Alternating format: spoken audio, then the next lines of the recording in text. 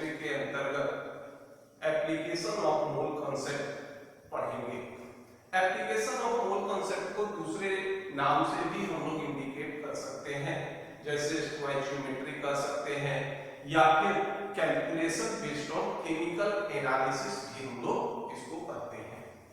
तो ये हम लोग पढ़ेंगे एप्लीकेशन ऑफ मोल कॉन्सेप्ट, या फिर इसको हम लोग ये भी नाम देते हैं स्टोइचियोमेट्री भी कहेंगे। हम लोग मोल कॉन्सेप्ट में मोल ज्ञात करने के देखिए 3 नियम पढ़े थे। एक तो ये था, याद कीजिए, कि मोल बराबर अगर हमको वेट ऑफ सब्सटेंस दिया रहे तो हम लोग करते थे क्या, एटॉमिक और मॉलिक्यूलर वेट ऑफ सब्सटेंस से भाग दे देते थे, मोला जाता था। दूसरा ये था, नंबर ऑफ एटम और मॉलिक्यूल्स, इसको डिवाइड कर देते थे 6.022 into 10 to the power 23 से, तो भी मोल आ जाता था। और तीसरा तरीका ये था, volume of gas at STP या एनटीपी पर 22.4 लीटर से भाग दे देते थे, तो भी हमारा मोल आ जाता था। अब ये तो मोल ज्ञात करने के तरीके हो गए। अब ये था कि किस तरह से हम लोग या मोल का उपयोग किस तरह से करेंगे। जैसे मान लीजिए हमने एक रिएक्शन लिखा, CaCO3 on heating gives out calcium oxide plus carbon dioxide, यानी कैल्शियम कार्बोनेट को अगर गर्म करते हैं तो कैल्शियम ऑक्साइड और कार्बन डाइऑक्साइड देता है। अगर इस रिएक्शन को हम इस तरह से पढ़ें तो हमको सिर्फ इतना ही मालूम होगा कि इस रिएक्शन में कौन रिएक्टेंट है और कौन प्रोडक्ट है, बाकी कोई जानकारी हमको प्राप्त नहीं होगा। लेकिन हम जानते हैं, हम लोग प्रारंभ में ही कह रहे थे कि हमारा कोफिशिएंट होता है 1 मोल। तो इस रिएक्शन को इस तरह से पढ़ा जाएगा कि 1 मोल कैल्शियम कार्बोनेट को गर्म करेंगे तो 1 मोल कैल्शियम ऑक्साइड और 1 मोल कार्बन डाइऑक्साइड प्राप्त होगा। जैसे ही हम लोग कोफिशिएंट 1 मोल लिए, ये जानते हैं कि 1 मोल किसी भी चीज के एटॉमिक या मॉलिक्यूलर वेट के बराबर होता है। अगर उसको हम ग्राम में व्यक्त कर दें तो देखो, कैल्शियम का हो गया 40, ऑक्सीजन कार्बन हो गया 12, ऑक्सीजन हो गया 16 into 3, ये हो जाएगा 100 U। और इसको ग्राम में व्यक्त कर दो तो ये हो गया 1 मोल कैल्शियम कार्बोनेट बराबर 100 ग्राम कैल्शियम कार्बोनेट। ये हो जाएगा आपका 40 + 16, ये होगा 56 ग्राम, और ये हो जाएगा 12 + 16 × 2, ये हो जाएगा 44 ग्राम।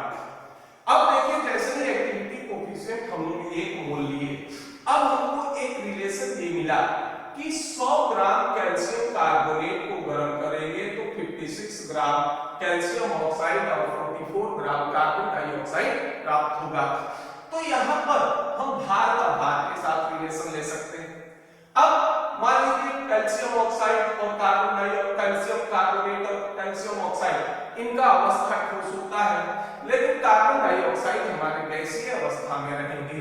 तो ये भी कह सकते हो कि 100 ग्राम कैल्शियम कार्बोनेट को गर्म करें, 56 ग्राम कैल्शियम ऑक्साइड और 22.4 litre carbon dioxide eight STP पर प्राप्त होगा। तो हम मास का वॉल्यूम के साथ रिलेशन भी याद कर सकते हैं। हम लोग यहाँ पर सबसे सिंपल इक्वेशन से लेकर स्टार्ट करेंगे और इसके प्रत्येक पॉसिबिलिटीज को देखेंगे। अब देखिए, यहाँ पर हम कि 100 ग्राम कैल्शियम कार्बोनेट को गर्म करेंगे तो 56 ग्राम कैल्शियम ऑक्साइड और 44 ग्राम कार्बन डाइऑक्साइड मिलेगा। तो अब हम किसी मात्रा कैल्शियम कार्बोनेट के लिए हम लोग ये बता सकते हैं कि कितना ग्राम कैल्शियम ऑक्साइड और कितना कार्बन डाइऑक्साइड प्राप्त होगा। जैसे मान लीजिए हम एक क्वेश्चन ये लेते हैं, क्वेश्चन ये है कि find the mass of calcium oxide and carbon dioxide obtained when 10 gram of calcium carbonate decomposed। Question ये है कि अगर 10 ग्राम कैल्शियम कार्बोनेट को अगर हम गर्म करते हैं या विघटित करते हैं तो कितना कैल्शियम ऑक्साइड और कितना कार्बन डाइऑक्साइड देगा। रिएक्शन हमारा यही है। ये देखते हैं कि 1 मोल कैल्शियम कार्बोनेट को गर्म करें तो 1 मोल कैल्शियम ऑक्साइड और 1 मोल कार्बन डाइऑक्साइड प्राप्त करेगा। तो यहां देखते हैं ये क्या रिएक्शन देता है, मोल ऑफ CaCO3 बराबर क्या हो गया, मोल ऑफ CaO बराबर क्या हो गया आपका, मोल ऑफ CO2। मोल बराबर होता था क्या, वेट बाय मॉलिक्यूलर वेट। तो मोल ऑफ कैल्शियम कार्बोनेट को कह सकते हैं वेट ऑफ CaCO3 बटा ये हो जाएगा मॉलिक्यूलर वेट ऑफ CaCO3 बराबर वेट ऑफ CaO बटा मॉलिक्यूलर वेट ऑफ CaO, ये बराबर हो जाएगा आपका वेट ऑफ CO2 बटा हो जाएगा किसके, मॉलिक्यूलर वेट ऑफ CO2 के।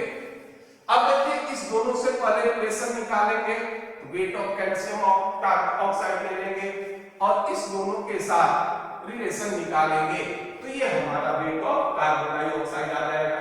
देखो वेट ऑफ कैल्शियम कार्बोनेट हो गया 10, molecular weight of calcium carbonate हो गया कितना, 100। पहले हम लोग निकालते हैं weight of CaO, molecular weight हो जाएगा 40 और 15 56, इसलिए ये हो गया आपका वेट ऑफ CaO, ये हो गया आपका 5.6 ग्राम।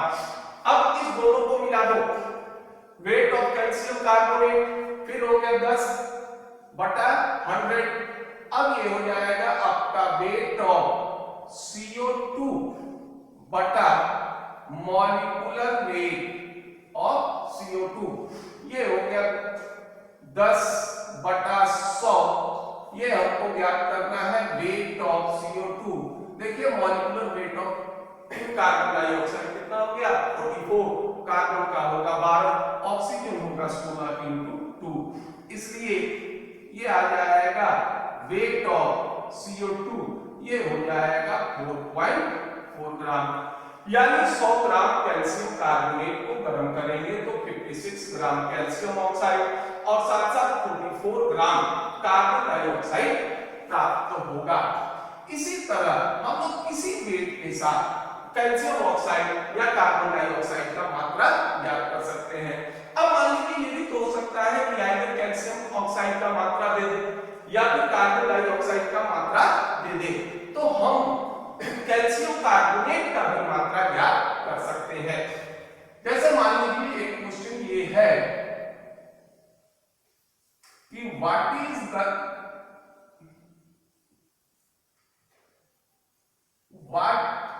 amount of CaCO3 required to obtain 4 liter of CO2 at STP। यानी अब देखिए एक तरफ वॉल्यूम दिए हैं, दूसरे तरफ मास से रिलेशन निकाल रहे हैं। ये क्वेश्चन करता है कि 4 लीटर STP पर कार्बन डाइऑक्साइड गैस प्राप्त करने के लिए हमको कितने ग्राम कैल्शियम कार्बोनेट की आवश्यकता होगी। तो देखो सूत्र हमारा, रिएक्शन हमारा यही है देखिए ये आ गया था मोल ऑफ CaCO3 बराबर क्या होगा, ये हो जाएगा मोल ऑफ CO2। तो ये इसको लिख सकते हो वेट ऑफ CaCO3 बटा ये हो जाएगा मॉलिक्यूलर वेट ऑफ CaCO3। अब देखिए यहां कार्बन डाइऑक्साइड का मास नहीं दिया है बल्कि क्या दिया हुआ है, वॉल्यूम। तो वॉल्यूम दिया है तो सीधा ये कर लेते हैं, volume of CO2 eight STP भाग देते थे किसे 22.4 से। वेट ऑफ CaCO3 ज्ञात करना है, मॉलिक्यूलर वेट हो गया इसका क्या 100, ये हो गया 4, ये हो गया 22.4, 4 लीटर हो गया अपॉन 22.4 और इसलिए ये आ जाएगा वेट ऑफ CaCO3 बराबर 4 into 100 अपॉन 22.4 ग्राम, ये हो गया 5.6, तो ये हो जाएगा 100 अपॉन 5.6 ग्राम। तो इस तरह से हम लोग पहला कैलकुलेशन ये कर सकते हैं। ये स्टार्टिंग या ये कह सकते हैं कि सबसे प्रिमिटिव रिएक्शन है और इस तरह के जो न्यूमेरिकल होते हैं या स्टोइकियोमेट्रिक न्यूमेरिकल जो होंगे इसका कोई लिमिटेशन नहीं होता, रिएक्शन के लिमिटेशन नहीं होंगे, 1 से 2 रिएक्शन हो सकते हैं, 2 से 3 रिएक्शन हो सकते हैं। हम लोग सारे रिएक्शन को, सारे प्रोबेबिलिटी को 1 बाय 1 विचार करेंगे। अब इसको नोट कर लीजिए।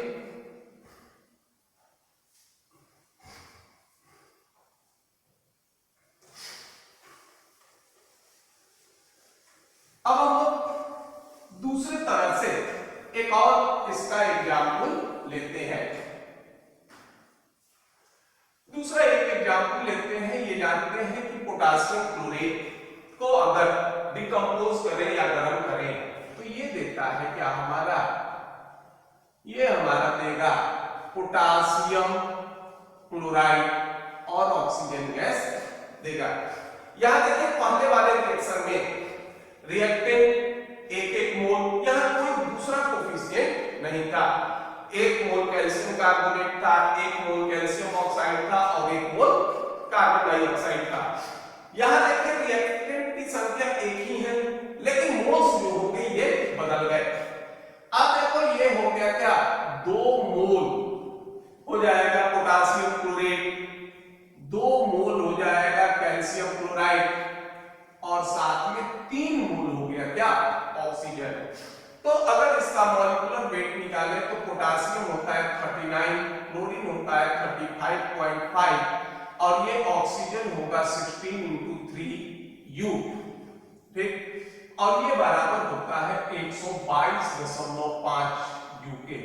तो ये हो जाएगा 2 मोल हो जाएगा 2 into 122.5 ग्राम बराबर ये हो गया क्या 255 ग्राम, यानी 2 मोल पोटासियम क्लोरेट कितने के बराबर होंगे, 245 ग्राम के बराबर। अब देखिए पोटासियम हो गया 39 और ये हो गया 35.5 और इस तरह से दोनों को जोड़ दो तो ये हो जाएगा 74.5 U। तो 2 मोल हो गया 2 into 74.5 ग्राम, तो 2 मोल कितने के बराबर हो जाएगा, ये हो जाएगा 149 ग्राम के बराबर और ये होता है 2 into 16 यानी 32U और ये हो गया 3 into 32 ग्राम, ये हो जाएगा कितना 96 ग्राम।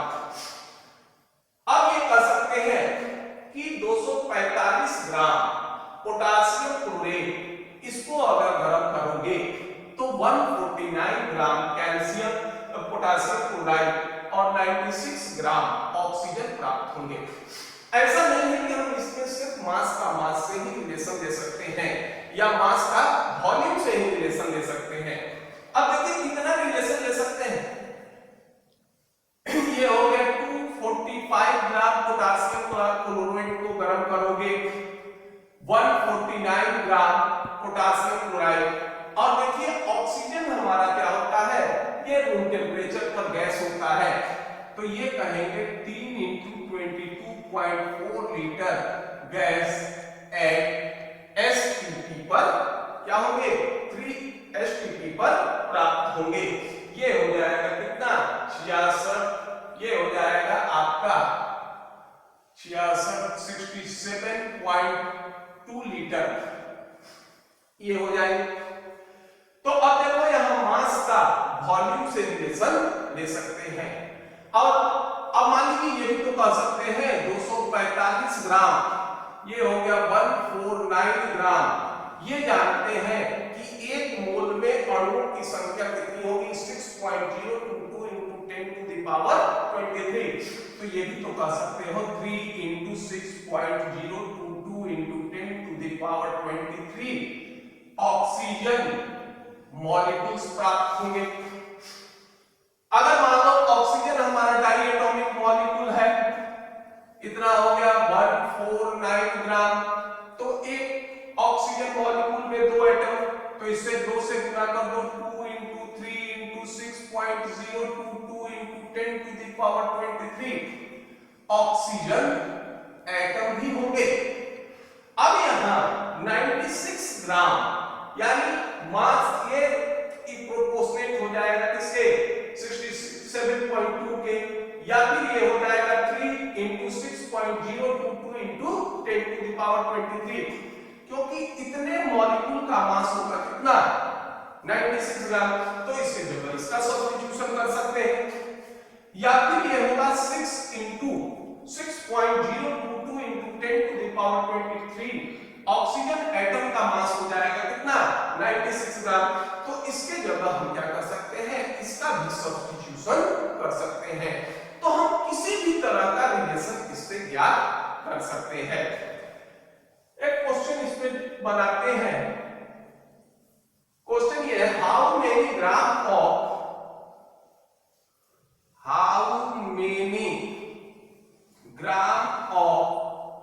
Potassium chlorate needed to produce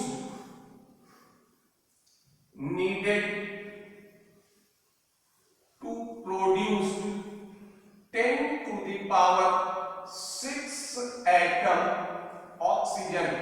यहां देखिए हम मास का नंबर ऑफ एटम से रिलेशन निकाल रहे हैं। अब अगर हम लोग चाहे तो देखो यहां पर एक चीज ये है, इसके पहले वाले में हमने किया था सबका मोल 1 था। हमारे पास पोटेशियम क्लोराइड है, हम निकाल रहे हैं ऑक्सीजन के साथ रिलेशन।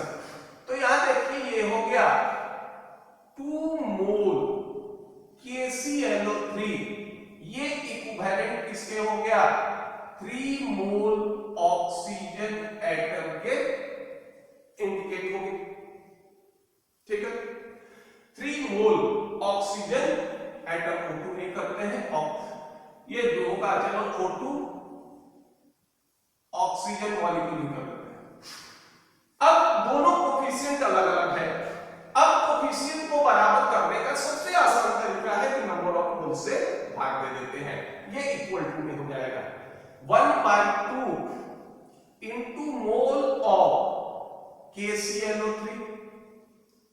अब ये बराबर हो जाएगा इसके 1/3 मोल ऑफ O2। अब ये O2 हमारा क्या है मॉलिक्यूल्स है, या तो नंबर ऑफ O2 मॉलिक्यूल निकालकर हम सीधा क्या करें 2 से मल्टीप्लाई कर दें, या फिर एटम ही नहीं होगा ये हम लोग क्या करें काउंट करें। तो अब ये है कि 10 to the power 6 एटम। ठीक, ये जानते हैं कि 2 एटम ये बराबर मिलकर बनाएगा किसको एक मॉलिक्यूल्स को। तो 10 to the power 6 एटम ये बराबर होगा किसके 0.5 into 10 to the power 6, ये हो गया भाग दे दी, ये हो गया किसके मॉलिक्यूल्स के वैल्यू ऑफ, ये होगा वेट ऑफ KClO3 बटा 2 into molecular weight of KClO3 बराबर 1/3। अब देखिए यहां वेट का सूत्र नहीं लेंगे, यहां सूत्र ले लेंगे किसका number of molecules upon 6.022 into 10 to the power 23। अब देखिए हमको निकालना क्या है, weight of KClO3। Molecular weight कितना होता है इसका, अभी हमने देखा था 122.5। नंबर ऑफ मॉलिक्यूल्स कितना था 0.5 into 10 to the power 6, ये होगा 3 into 6.022 into 10 to the power 23। और इसको कैलकुलेट करेंगे तो सीधा निकाल सकते हो, क्या सीधा निकाल सकते हो, weight of KClO3 cross multiplication कर देंगे, ये हो जाएगा 6.7806 into 10 to the power -17 ग्राम, यानी 10 to the power 6 atom oxygen प्राप्त करने के लिए हमको चाहिए था कितना, हमको चाहिए था 6.7806 into 10 to the power -17 gram potassium chlorate की आवश्यकता होगी। तो हमने देखिए दो पॉसिबिलिटीज देखा, पहले पॉसिबिलिटी में रिएक्टेंट की संख्या 1 थी लेकिन इसके मोल का अनुपात समान था, दूसरे में भी रिएक्टेंट की संख्या 1 है लेकिन इसके कोफिशिएंट या नंबर ऑफ मोल्स अलग-अलग है। अब ये देखते हैं कि ऐसा तो नहीं है कि प्रत्येक रिएक्शन में रिएक्टेंट की संख्या 1 ही हो सकता है रिएक्टेंट की संख्या 2 हो या फिर रिएक्टेंट की संख्या 2 से अधिक भी हो। तो उस स्थिति में हम इस तरह के रिलेशन को किस तरह से निकालेंगे, तो इसको नोट कर लीजिए।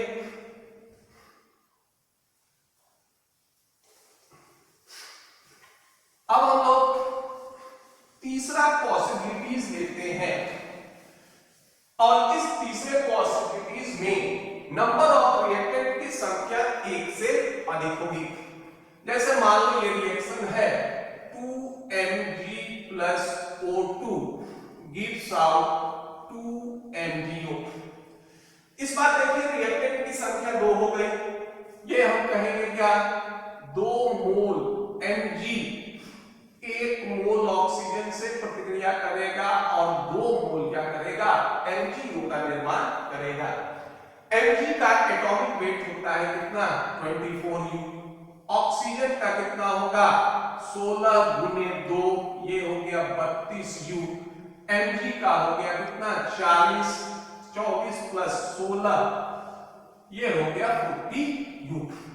अब देखिए ये कहे थे कि 1 मोल एटॉमिक या मॉलिक्यूलर वेट को ग्राम में व्यक्त करते थे इसके बराबर, तो 2 मोल Mg हो गया हमारा क्या 24 into 2 ये हो जाएगा 48 ग्राम के बराबर। 1 मोल ऑक्सीजन हो गया कितना 32 ग्राम के बराबर और 2 मोल MgO हो गया कितना 40 गुने 2 ये हो गया 80 ग्राम के बराबर।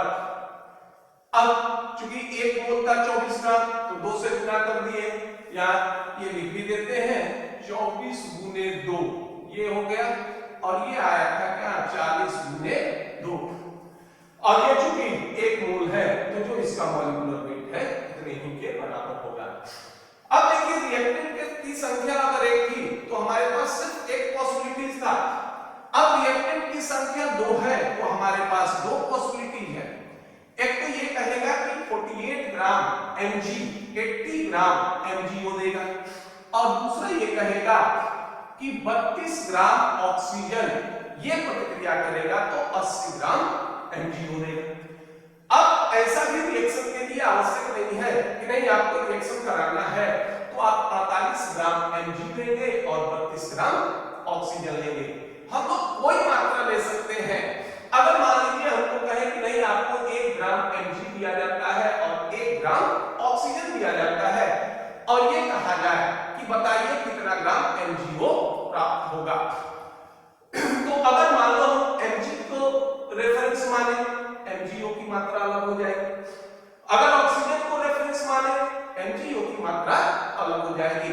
तो हर इस स्थिति में एक क्वेश्चन के 2 आंसर तो हो नहीं सकते हैं कि नहीं आपको 1 ग्राम Mg और 1 ग्राम ऑक्सीजन दिए तो एक बार दूसरा मात्रा बन जाए NGO का और दूसरे बार दूसरा बन जाए। तो अब ये निकालेंगे कि रेफरेंस हम किसको मानेंगे। तो रेफरेंस को मानने के लिए एक टर्म होता है जिसको नाम देते हैं क्या, लिमिटिंग रिएजेंट। तो सब इस तरह की स्थिति में पहले लिमिटिंग रिएजेंट खोजेंगे। अब लिमिटिंग रिएजेंट को ये डिफाइन करते हैं कि सच reagent which is completely used during chemical reaction, यानी वैसा रिएजेंट जो केमिकल रिएक्शन के दौरान पूर्ण रूप से समाप्त हो जाए। और ये लिमिटिंग रिएजेंट रिएक्शन पे निर्भर नहीं करता, रिएक्शन की जो मात्रा होगी उस पर निर्भर करेगा। तो अब मान लीजिए हम एक क्वेश्चन ये लेते हैं, ये कह सकते हो कि how many gram of MgO obtained when 1 gram Mg and 1 gram oxygen combines। ये कहता है कि अगर 1 ग्राम Mg और 1 ग्राम ऑक्सीजन यदि कंबाइन करते हैं, मिलते हैं, तो कितना ग्राम MgO का निर्माण होगा। अब देखो ये हमारा क्या था, 48 ग्राम Mg और 32 ग्राम ऑक्सीजन। हमारे पास क्या है, देखिए 1 ग्राम Mg है और 1 ही ग्राम क्या है, ऑक्सीजन। लिमिटिंग रिएजेंट का खोज ये हमारे क्वेश्चन का पार्ट नहीं होता। अगर आप चाहिएगा तो इसी तरह से देखकर पकड़ सकते हैं। देखिए 48 ग्राम Mg है तो 32 ग्राम ऑक्सीजन है, यानी जितना Mg है उससे कम क्या चाहिए, ऑक्सीजन चाहिए। तो 1 ग्राम Mg है तो 1 ग्राम Mg को पूर्ण रूप से प्रतिक्रिया करने के लिए क्या चाहिए, कितना ग्राम ऑक्सीजन की आवश्यकता होगी, ये 1 से कम की आवश्यकता होगी। इसलिए इस रिएक्शन के दौरान Mg हमारा क्या होगा, पूर्ण रूप से समाप्त हो जाएगा। अब दूसरा रिवर्स देखो, अगर यहां से चलते हैं कि 32 ग्राम ऑक्सीजन के लिए 48 ग्राम Mg की आवश्यकता होगी, तो ये कह सकते हो कि जितना ग्राम ऑक्सीजन उससे अधिक मात्रा Mg का। तो आपके पास क्या है, 1 ग्राम ऑक्सीजन है तो 1 ग्राम ऑक्सीजन को पूर्ण रूप से प्रतिक्रिया करने के लिए बट नेचुरल है कि आपको Mg की मात्रा 1 से अधिक चाहिए। इसलिए इस रिएक्शन में ऑक्सीजन पूर्ण रूप से समाप्त नहीं होगा। तो यहां ये हो जाएंगे क्या, आपके लिमिटिंग रिएजेंट हो जाएगा क्या, Mg हो जाएगा। अब देखिए Mg का 2 मोल, MgO के 2 मोल, तो ये हो जाएगा 2 मोल Mg, ये इक्विवेलेंट हो गया किसके, 2 मोल ऑफ MgO। अब दो कैंसिल हो जाएगा, कॉमन भी हो जाएगा, कोई दिक्कत नहीं है। Mole of Mg, mole of Mg ये इक्विवेलेंट हो जाएगा किसके, मोल ऑफ MgO के। मोल को लिख सकते हो weight of Mg bye atomic weight of Mg बराबर ये हो जाएगा वेट ऑफ MgO बटा ये हो जाएगा एटॉमिक वेट ऑफ MgO। देखिए वेट ऑफ Mg पूरा का पूरा समाप्त हो रहा है, ये हो गया 1 ग्राम, एटॉमिक वेट हो गया कितना, 14। वेट ऑफ MgO हमको ज्ञात करना है और इसका एटॉमिक वेट हो गया कितना, इसका एटॉमिक वेट हो गया 40। तो अब हम निकाल लेंगे कि वेट ऑफ MgO बराबर हो जाएगा कितना, ये क्रॉस हो जाएगा 40 बटा 24, ये होगा 1.67, 1.1 मिनट और ले लो, 1.666 आएगा, तो राउंड ऑफ कर लेते हैं 1.667 ग्राम। इतना ग्राम MgO आएगा। यहाँ एक चीज और बता दें, अगर मान लीजिए आपका गलती से लिमिटिंग रिएजेंट आप Mg की जगह ऑक्सीजन यूज कर लीजिएगा, तो जैसे ही आप यूज कीजिएगा आपको खुद पता चल जाएगा कि आपका क्वेश्चन गलत हो गया, क्योंकि जैसे ही आप ऑक्सीजन को लिमिटिंग रिएजेंट यूज कीजिएगा तो एक तो हो गया ऑक्सीजन, एक से अधिक हो जाएगा क्या Mg, तो टोटल मान 2 ग्राम से अधिक आएगा।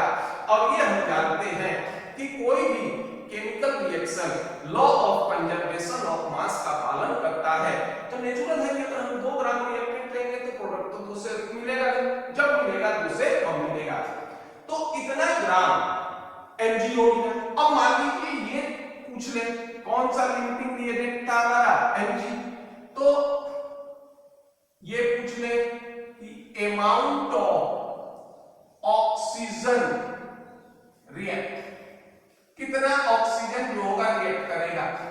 देखो 1.667 ग्राम टोटल था, इसमें 1 ग्राम हमारा क्या था Mg था। Mg जो क्या है, Mg और ऑक्सीजन के मिलने से बना, तो अगर 1 ग्राम Mg है तो ऑक्सीजन की मात्रा होगी 0.667 ग्राम।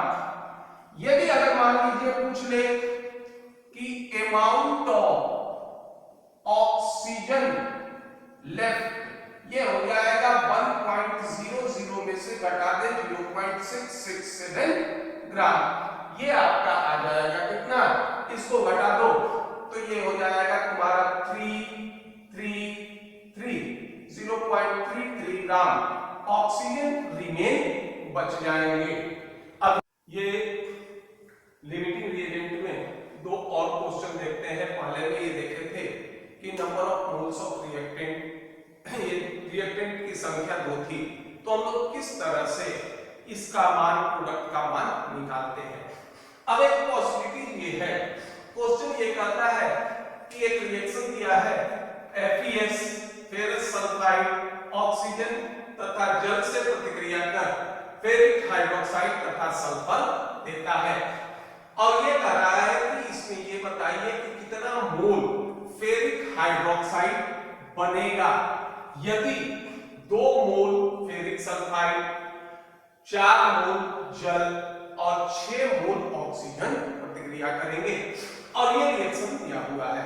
तो सबसे पहला काम ये करते हैं कि इस रिएक्शन को बैलेंस करते हैं। जो दिया गया रिएक्शन है ये बैलेंस नहीं है, तो ये हो जाएगा आपका 2, ये हो जाएगा 6, ये होगा 3, ये होगा 4, ये हो गया 6,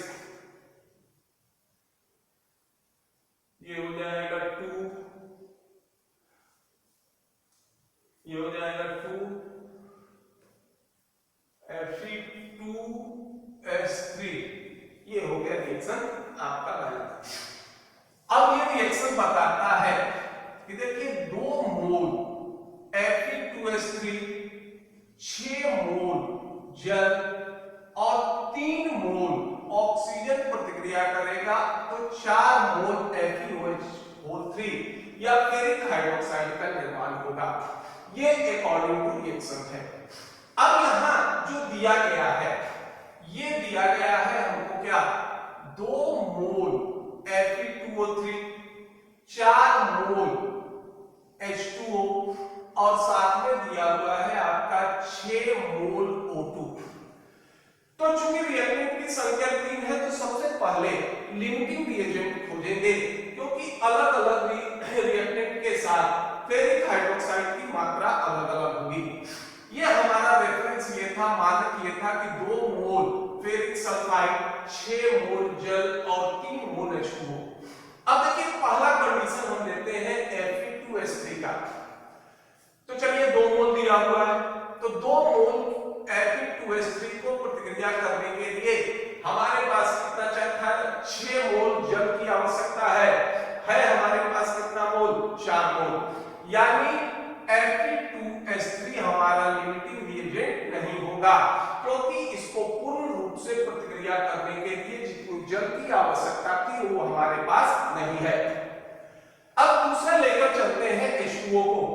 अब देखिए 4 मोल H2O है, तो 6 मोल H2O को प्रतिक्रिया करने के लिए 2 मोल Fe2S3 की आवश्यकता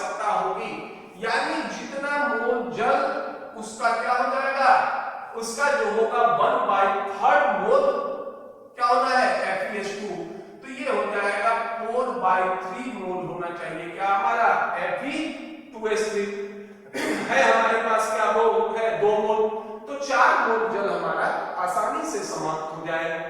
अब देखो 6 मोल जल को प्रतिक्रिया करने के लिए कितना चाहिए 3 मोल, तो हमारे पास कितना है यानी जितना जल उसका आधा क्या होगा ऑक्सीजन, तो जितना जल 4 मोल है तो इसको प्रतिक्रिया करने के लिए 2 मोल जल की आवश्यकता होगी, है हमारे पास कितना 6 मोल, तो ये हो गया हमारा क्या लिमिटिंग रिएजेंट, ये हो गया लिमिटिंग रिएजेंट।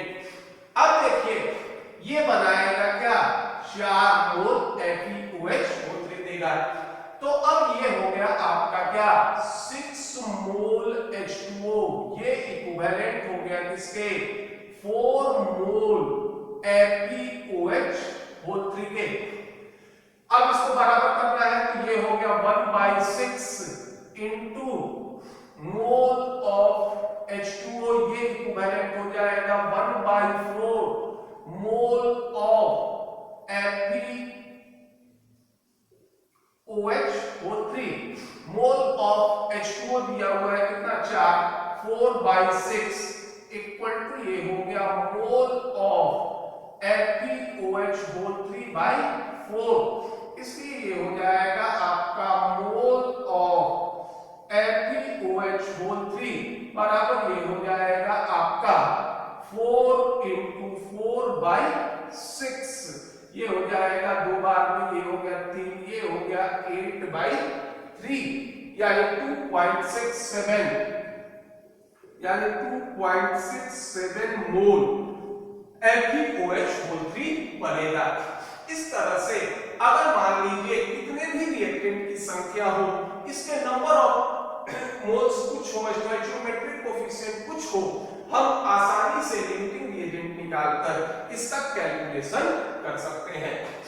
अब देखिए एक और लिमिटिंग रिएजेंट पर ही क्वेश्चन है, ये क्वेश्चन ये कहता है कि equal weight of phosphorus and oxygen are heated in a closed vessel, यानी एक बंद पात्र में फास्फोरस और ऑक्सीजन दोनों को गर्म किया गया, तो जब गर्म किया गया तो ये फास्फोरस के 2 ऑक्साइड बना दिए, एक हो गया P2O3 और P2O5, जिनका अनुपात 1:1 है, यानी जो दोनों ऑक्साइड बने 1 मोल P2O3 और 1 मोल P2O5।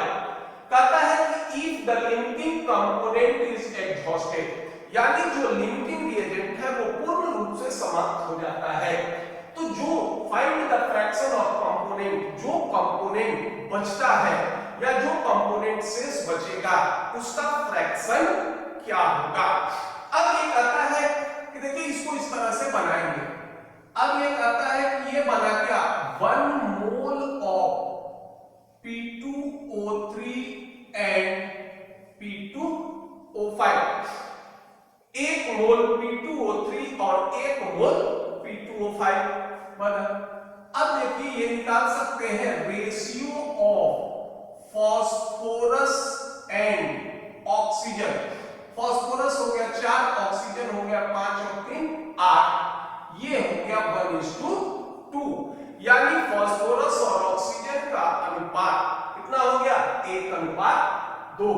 ये कहता है कि दोनों की इक्वल मात्रा लिए है, तो ये हो जाएगा आपका मास ऑफ ऑक्सीजन बराबर ये हम ले रहे हैं क्या मास ऑफ फास्फोरस। सपोज कर लो ये हम मान लेते हैं 1 ग्राम ले लेते हैं, तो 1 ग्राम अगर ले लें, अब मोल में क्या स्थिति है, देखिए ये स्थिति है 2 मोल ऑक्सीजन इक्विवेलेंट हो गया किसके 1 मोल फास्फोरस के, बराबर करोगे तो 1/2 मोल ऑक्सीजन, ये इक्विवेलेंट हो जाएगा किसके 1/1 मोल फास्फोरस के। तो मोल कितने बराबर होगा weight by atomic weight, oxygen का वेट हो गया 1, 2 इंटू 16, ये बराबर कर लेते हैं, ये 1 बटा फास्फोरस का होता है 31, तो ये हो गया 1/32 इक्वल टू 1/31, ये इक्विवेलेंट लेके चलते हैं। अब देखिए 1/32 और ये हो गया 1/31। अब यहां लिमिटिंग रिएजेंट खोजेंगे, 1/32 ये कम हो गया, ये क्या हो गया 1/31, कुछ जो होगा ये अधिक होगा। तो इसका सीधा मतलब है कि इस रिएक्शन के फलस्वरूप ऑक्सीजन पूर्ण रूप से समाप्त हो जाएंगे, क्योंकि अगर फास्फोरस को समाप्त करोगे तो मान लीजिए इसकी मात्रा जितना फास्फोरस है उससे अधिक ऑक्सीजन चाहिए, है दोनों की मात्रा क्या समान, तो फास्फोरस पूर्ण रूप से समाप्त नहीं होगा, लिमिटिंग रिएजेंट हो जाएगा, क्या ऑक्सीजन हो जाएगा। तो यहां लिमिटिंग रिएजेंट ये हो जाएंगे क्या ऑक्सीजन, या ये कहो कि इसमें ऑक्सीजन पूर्ण रूप से एग्जॉस्ट कर जाएगा। तो अब ये करते हैं, दोनों को घटा दो तो क्या निकल जाएगा, moles of phosphorus, moles of phosphorus remain, कितना मोल ऑफ फॉस्फोरस बचेगा 1/31 माइनस 1/32, ये निकालो, फ्रैक्शन ऑफ फॉस्फोरस रिमेन भाग दे देते हैं टोटल से, 1/31 माइनस 1/32 अपॉन 1/31, देखिए ये हो जाएगा आपका 32 माइनस 31 अपॉन 31 इंटू 32, ये उल्टा हो जाएगा 31/8, ये हो जाएगा आपका 1/32, ये होगा 0.03125, ये आ जाएगा। और परसेंटेज में अगर निकालना है तो ये हो जाएगा 0.03125 इंटू 100, ये हो गया फ्रैक्शन, ये हो जाएगा 3.125%, यानी कितना परसेंट फास्फोरस बचेगा। तो इस तरह से लिमिटिंग रिएजेंट के क्वेश्चंस हम लोग बना लेते हैं। अब इसका एक और पार्ट होता है जिसको नाम देते हैं reaction in succession. Reaction in succession में ये करते हैं कि एक से अधिक रिएक्शन होंगे, पहले इसको नोट कर लीजिए,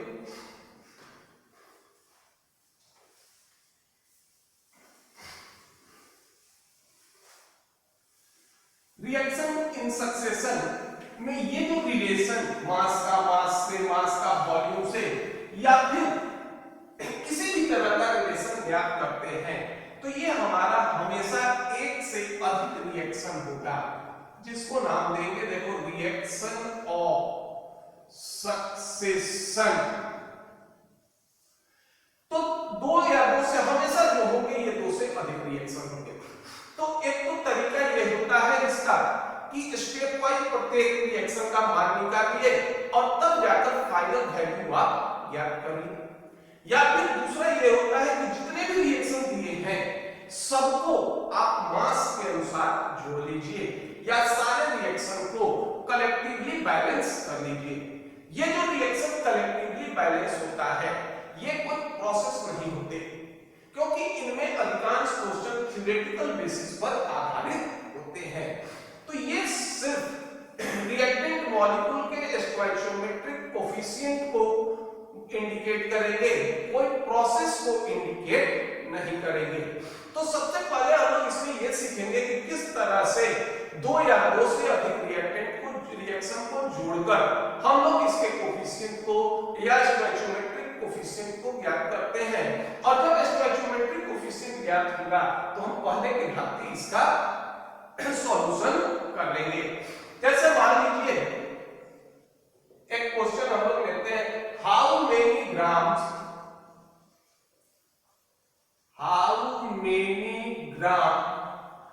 of CaCO3 should be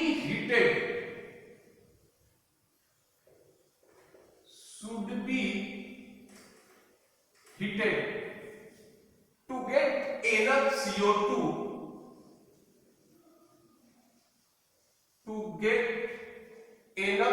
CO2 which can can react 0.1 mole of sodium carbonate to sodium bicarbonate।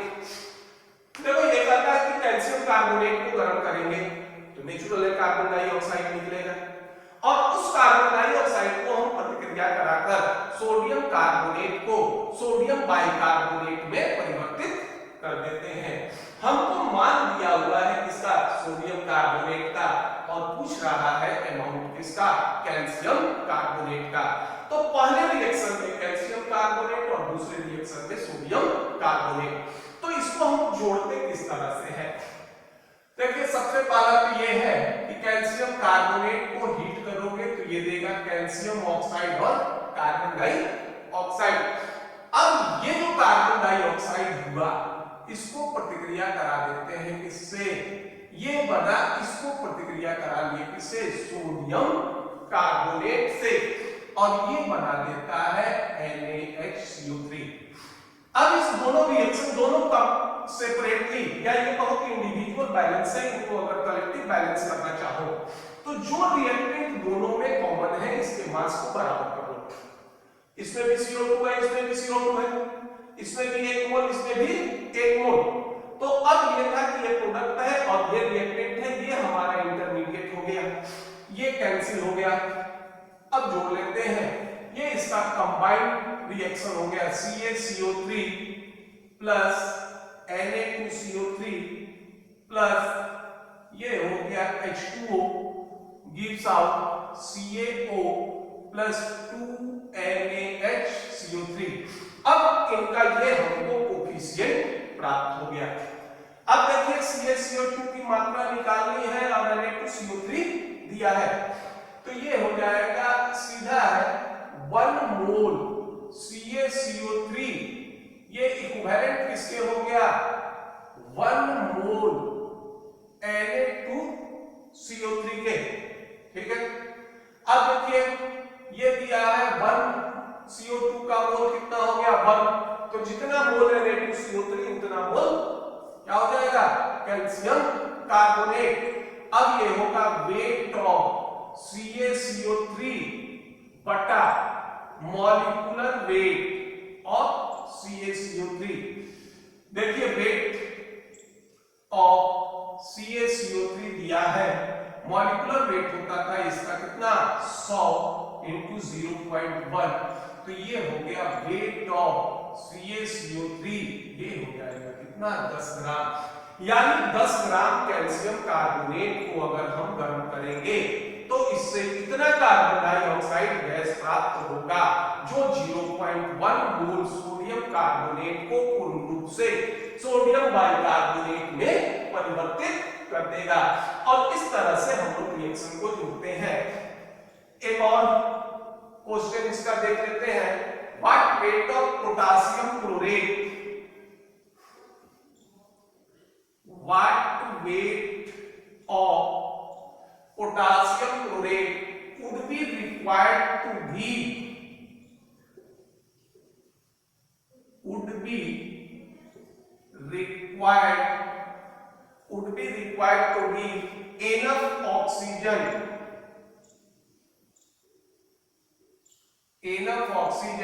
to burn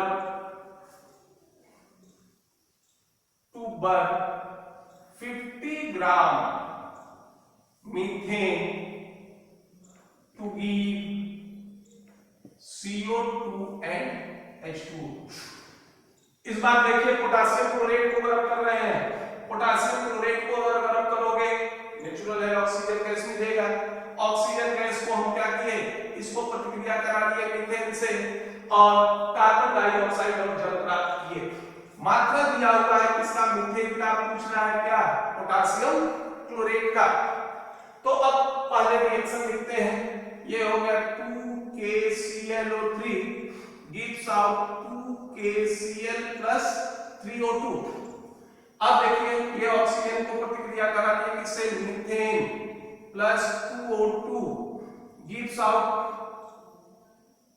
ये हो गया CO2 plus 2H2O। अब इस रिएक्शन में देखो कहेंगे कि जो कॉमन होगा उसको बराबर करेंगे। फर्स्ट रिएक्शन में 3 मोल ऑक्सीजन रिलीज होता है, यूज हो रहा है कितना 2 मोल, तो इसको बराबर करोगे तो इसको गुना कर दो 3 से इक्वेशन 2 को और इसको गुना कर दो 2 से।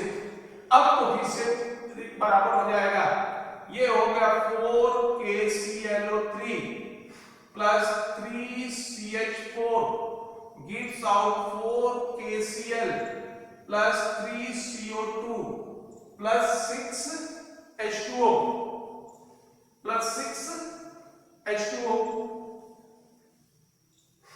ठीक है, अब देखिए पोटेशियम क्लोराइड और मीथेन, ये हो जाएगा 4 मोल KClO3, ये इक्विवेलेंट हो गया किसके 3 मोल CH4 के।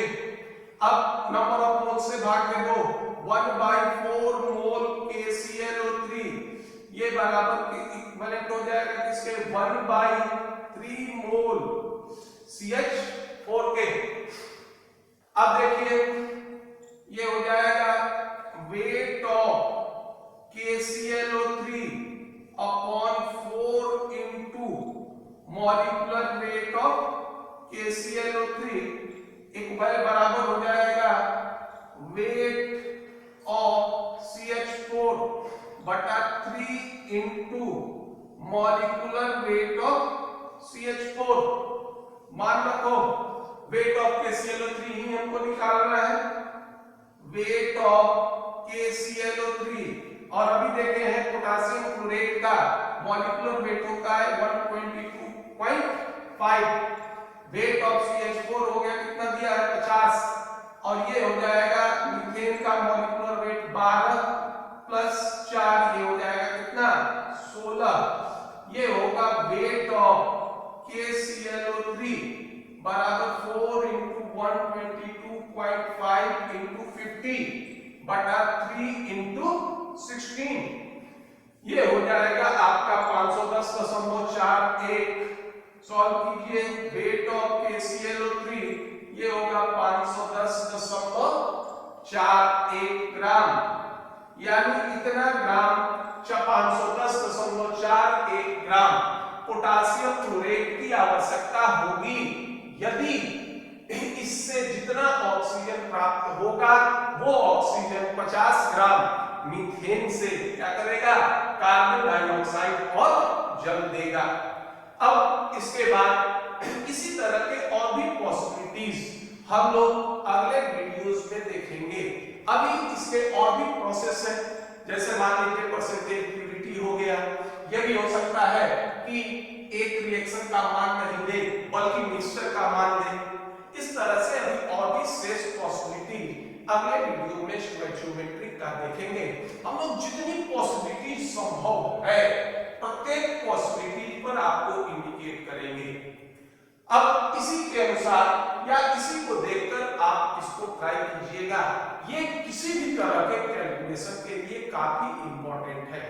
अगर आपको ये वीडियो पसंद आए तो इसको लाइक कीजिए, सब्सक्राइब जरूर कीजिएगा। धन्यवाद।